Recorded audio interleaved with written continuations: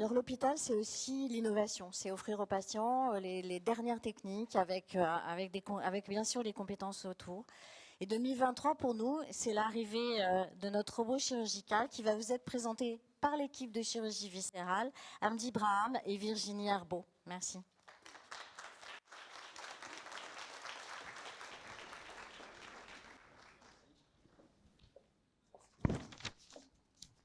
Bonjour à tous, je me présente, Hamdi Braham, chef de service de chirurgie viscérale et digestive.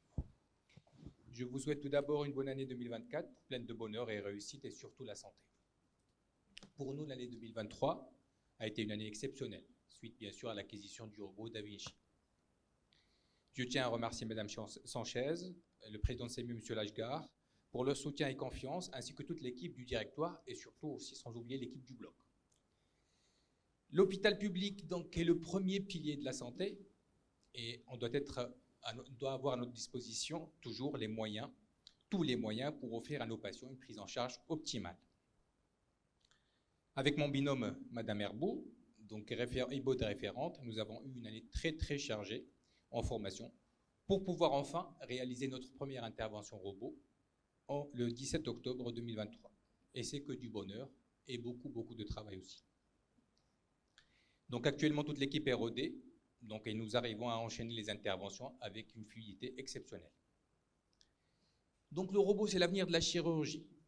Mais aussi, je tiens à vous préciser que ce n'est pas le robot qui opère, mais c'est toujours le chirurgien. C'est comme imaginer qu'un homme puisse avoir 4 bras et les utiliser simultanément. C'est extraordinaire. Donc les performances exceptionnelles du robot lui confèrent des capacités qui complètent parfaitement celles du praticien. Avec des mouvements bien sûr 360 degrés, le robot nous a facilité l'accès à des zones difficiles dans le corps, comme la chirurgie pelvienne pour la chirurgie rectale aussi. Le système Da Vinci nous a permis aussi d'affiner nos gestes, tout en supprimant les mouvements parasites. On peut avoir quelques mouvements parasites, donc ça nous a aidé énormément. Donc une réduction considérable des risques de complications, des séquelles, des risques hémorragiques, et du coup, ça va de soi, une optimisation des interventions et une réduction du temps de convalescence. Sans oublier aussi pour le chirurgien, c'est un meilleur confort. Opérer en robot ou en cellule, ce n'est pas la même chose. En fin de journée, je suis à l'aise, je suis tranquille, je suis encore en forme. Donc j'ai hâte de relever des nouveaux défis chez Simone, et on est fiers de notre hôpital qui ne cesse d'investir pour être à la pointe de la technologie. Et je cède la parole à Mme Virginie Herbeau, notre IBO de référent.